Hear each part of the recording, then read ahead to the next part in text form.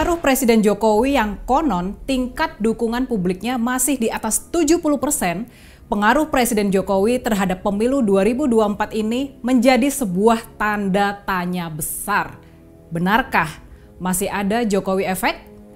Kalau yang dimaksud sebagai Jokowi efek adalah pengaruh popularitas Presiden Jokowi dalam menaikkan atau menurunkan suara capres dan partai politik, faktor Jokowi efek ini benar-benar menimbulkan tanda tanya besar. Ini kalau Jokowi efek diartikan sebagai pengaruh popularitas Presiden Jokowi dalam menaikkan atau menurunkan suara capres dan partai politik loh ya. Ya, coba kita perhatikan saja. Ayo nih, kita teliti lebih dalam lagi. Yang menjadi pertanyaan besar tentu saja adalah raihan suara dari partainya Pak Jokowi sendiri, yakni PSI atau Partai Solidaritas Indonesia. Walaupun sudah didukung secara terang-terangan oleh Pak Jokowi dan bahkan putra bungsunya sendiri sudah dijadikan ketua umum, raihan suara PSI di Pileg 2024 masih di bawah 3% dan partai tersebut gagal lolos ke Senayan. Fakta ini menunjukkan PSI sama sekali nggak mendapatkan manfaat dari Jokowi efek. Dan bahkan yang bikin kita lebih penasaran lagi nih, ternyata Presiden Jokowi sama sekali gagal dalam menggembosi mantan partainya, yakni PDI Perjuangan.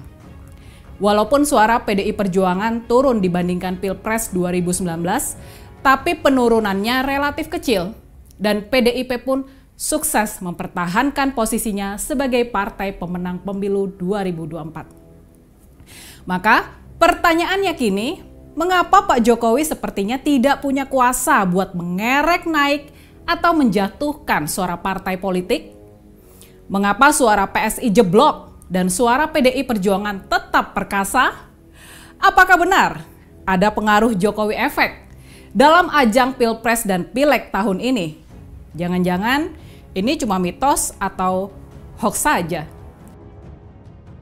Kalau kita ganti definisi dari Jokowi efek dari yang semula pengaruh popularitas Presiden Jokowi dalam menaikkan atau menurunkan suara capres dan partai politik, kita ganti menjadi pengerahan bantuan sosial dan pengerahan aparat dalam mempengaruhi hasil pemilu 2024. Nah, bisa jadi ini memang jauh lebih punya pengaruh terhadap hasil Pilpres maupun hasil Pileg kali ini.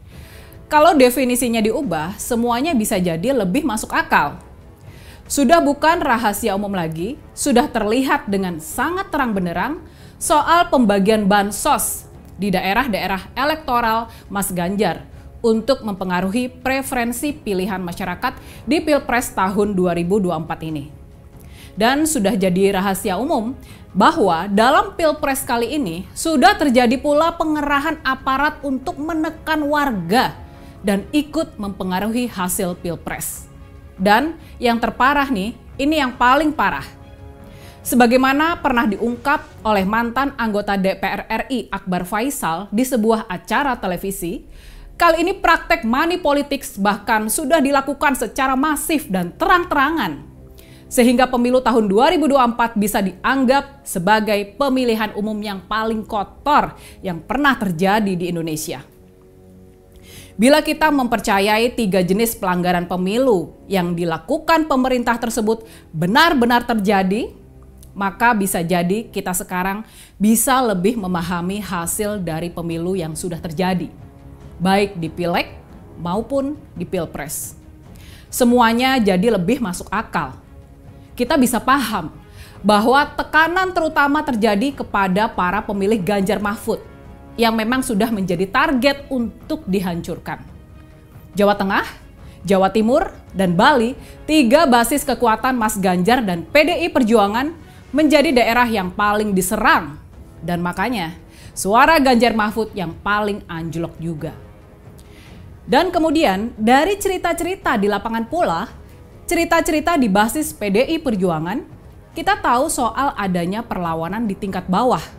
Dan pada akhirnya, tekanan hanya dilakukan untuk mengalihkan suara rakyat dari paslon 03 ke paslon 02. Sementara untuk pilihan Pileg, warga diberikan kebebasan untuk tetap memilih PDI Perjuangan. Karena itulah, kita bisa melihat mengapa suara PDI Perjuangan bisa bertahan di angka sekitar 17% suara, hanya turun sedikit dari pileg sebelumnya. Sementara itu, walaupun kampanyenya sudah jor-joran, branding sebagai partainya Pak Jokowi sudah masif dilakukan, suara PSI berdasarkan hasil quick count hanya naik sekitar 1% saja dari pileg 2019. Dan mereka tetap gagal masuk ke Senayan. Pada intinya, kita bisa paham bahwa PSI sudah gagal dalam menggembosi PDI Perjuangan. Di sisi lain, yang juga menarik nih, kita bisa melihat bagaimana Partai Gerindra tidak mendapatkan sokongan dari pola permainan ini.